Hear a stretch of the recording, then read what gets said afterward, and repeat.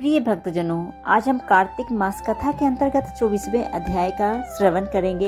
इसके पहले के सभी अध्याय हमारे YouTube चैनल पे उपलब्ध है। आप सभी चाहें तो वहां से जाके पढ़ सकते हैं। आइए 24वें अध्याय को सुनते हैं। राजा पृथु बोले, हे मुनि श्रेष्ठ, आपने तुलसी के इतिहास, व्रत, महात्म्य के विषय में कहा। अब आप कृपा करके मुझे यह बताइए कि कार्तिक मास में क्या और भी देवताओं का पूजन होता है, यह भी विस्तार पूर्वक से बताइए। नारद जी बोले, पूर्व काल की बात है। सह पर्वत पे करविकर ने धर्मदत्त नामक विख्यात कोई धर्मज्ञ ब्राह्मण रहते थे। एक दिन कार्तिक मास में भगवान विष्णु के समीप जागरण करने के लिए वे भगवान के मंदिर की ओर चले।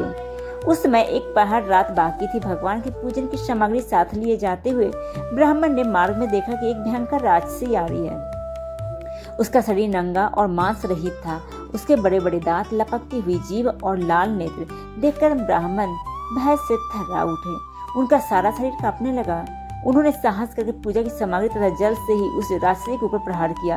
उन्होंने हरि नाम का स्मरण करके तुलसी दल मिश्रित जल से उसको मारा था, इसलिए उसका सारा पातक नष्ट हो गया। अब उसे अपने पूर्व जन्मों के कर्मों के परिणाम स्वरूप प्राप्त हुई दुर्दशा का स्मरण हो आया। उसने ब्राह्मण को दंडवत प्रणाम करके इस प्रकार कहा, ब्राह्मण, मैं पूर्व जन्मों के कर्मों के फल से इस दशा को पहुंची हूँ। अब मुझे किस प्रकार उन्नत गति प्राप्त होगी? धर्मदत्त ने उसे इस प्रकार प्रणाम करते देखकर आश्चर्यचकित होते हुए पूछा, किस कर्म के फल से तुम्हारी इस दशा हुई है? कहाँ की रहने वाली हो? तुम्हारा नाम क्या है और आचार व्यवहार कैसा है?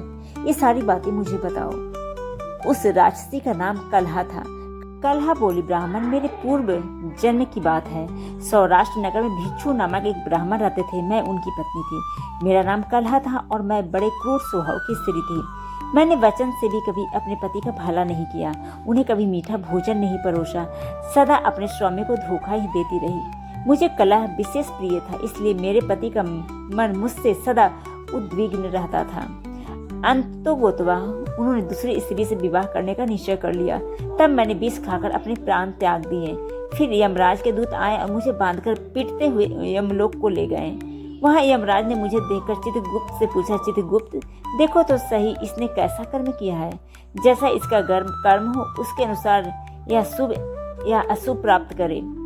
चित्रगुप्त ने कहा, इसका किया हुआ कोई भी शुभ कर्म नहीं है। यह स्वयं मिठाइयाँ उड़ाती थी और अपने स्वामी को उसमें से कुछ भी नहीं देती थी।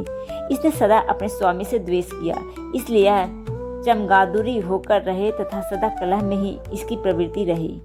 इसलिए यह विष्टा भोजी सुकरी की योनि में रहे। जिस बर्तन में भोजन बनाया जाता था उसी में यह सदा अकेली खाया करती थी। अतः उसके दोष से यह अपनी ही संतान का भान करने वाली बिल्ली हो। इसने अपने पति को निमित्त बनाकर आत्मघात किया है, इसलिए यह अत्यंत निंदनीय स्त्री प्रेत के शरीर में भी कुछ काल तक अकेली ही रहे। इसे यमदूतों द्वारा निर्जन प्रदेश में भेज देना चाहिए। वहाँ दीर्घ काल तक यह प्रेत के शरीर में निवास करे। इसके पश्चात यह पापनी शेष 3 योनियों का भी उपभोग करेगी। कलहा ने कहा, विप्रवर, मैं वही पापनी कलहा हूँ। इस प्रेत शरीर में आए हुए मुझे 500 वर्ष बीत चुके हैं। मैं सदा भूख प्यास से पीड़ित रहती हूँ। एक बनिया के शरीर में प्रवेश करके मैं इस दक्षिण दिशा में कृष्णा और वेणी के संगम तक आई हूँ। जो संगम तट पर पहुंचे तभी भगवान शिव और विष्णु के पार्षदों ने मुझे बलपूर्वक बनिया के शरीर से दूर भगा दिया और तब से मैं भूख का कष्ट सहन करती हुई इधर से उधर घूम रही हूँ। इतने में ही आपके ऊपर मेरी दृष्टि पड़ी।